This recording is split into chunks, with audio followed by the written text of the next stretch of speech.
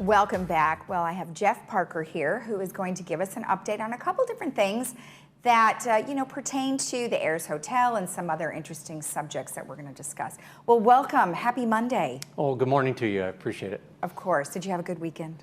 It was a busy weekend. I think we still work even though it's the weekend, right? So we're just trying to keep everybody up to date. So thank you for that. Sure. So what do you got for us today? Well, a couple of things. I wanted to make sure our residents understood that we're still in a cooperative effort with the city, looking at all our alternatives that we can take any with regards to trying to curtail this activity that is being proposed at the Ayers Hotel. Mm-hmm. The community is galvanized greatly. We've had a lot of news media. Right. Our residents have come out and had a couple of 3 or 4 protests at the honking horns and bring their cars out to the facility, which has been great because mm-hmm. it's gotten the media attention to this very, very strong concern that we have with regards to the potential of the county placing homeless people in the Ayers Hotel who are tested positive already or are showing signs of COVID-19. Right. Just not a good location considering the risk that we have here in with this community being the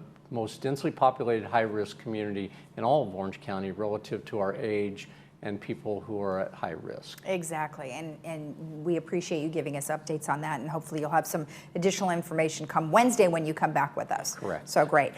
Let's talk a little bit about gates. So is there concern about certain gates? Yeah, well, when we shut down a lot of our facilities and everything, we were looking at 2 issues. One, we had a lot of gate ambassadors who are our residents, Right. And the gate ambassadors work part-time, and a number of the gate ambassadors felt they were more comfortable following the guidelines from the state and the county to stay at home, mm-hmm. which is really what they should be doing in most cases. Mm-hmm. But there were some that wanted to continue to work their part-time hours. Okay. So in order to facilitate that, or at that point in time, we decided to close some gates, partly to limit the access into the village, but also to address our needs in relationship to our personnel. Mm-hmm. When we went through the process over this last week of saying, hey, we're going to have to furlough some individuals, went back to the board presidents and said, hey, we can use some of these employees that we're looking at furloughing. Instead of doing that, we could put them at the gates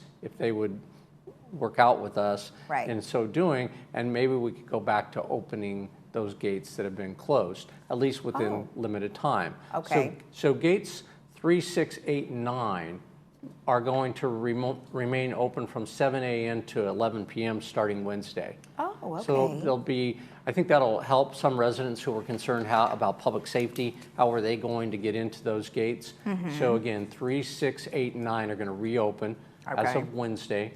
They'll be open from 7 a.m. to 11 p.m. only. They won't be open 24/7. Oh, okay. Mm-hmm. And we have been able to coordinate with our staffing the needs to make that happen. Great. So we'll be making sure that that's open, making sure that's the ambassadors are there, and it's secure with regards to having people coming in and out of the gates. Okay. The second thing that we got a lot of emails over the weekend was the concern with Gate 12. Now, Gate 12 is the gate that goes into the golf course area there. And we've been working with Tony and operations there at Clubhouse 19 to get food delivery out of the restaurant there. Mm-hmm. And so we had the gates open from 11 to 1 and then from 4 to 8 in the evening. Right. But during those times that those gates open, some people have seen people going in and out. And so we're working with our security department to reevaluate that to make sure that we're not running into a problem.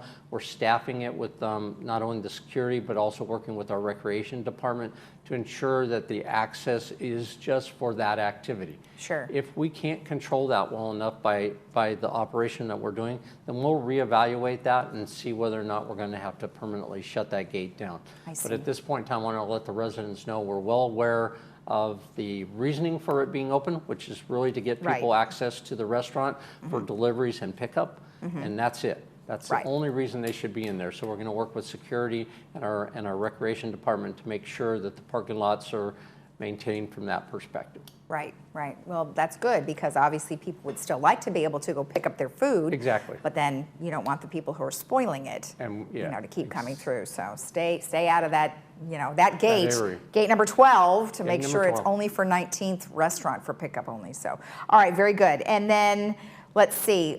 You've got a brand new website now, LagunaWoodsVillageAlerts.com.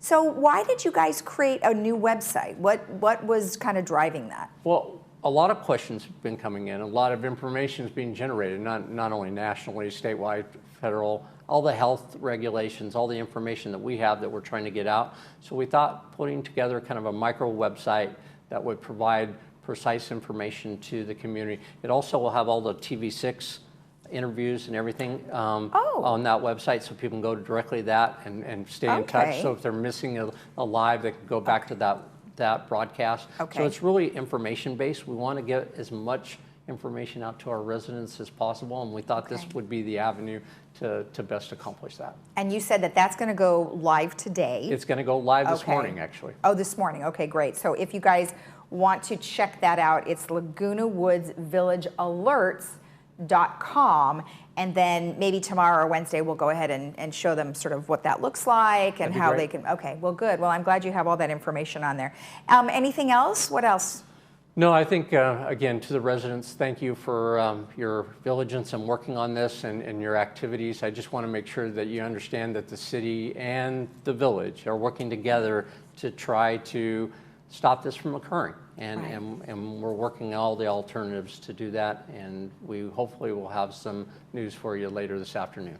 Well, good. And, you know, this week is obviously a telltale week from what we understand about some of the numbers, and you know, I think Orange County's doing a pretty good job, so far so good. All right, well, thank you very much, and we'll see you again on Wednesday. Thank you, Lisa. You're welcome.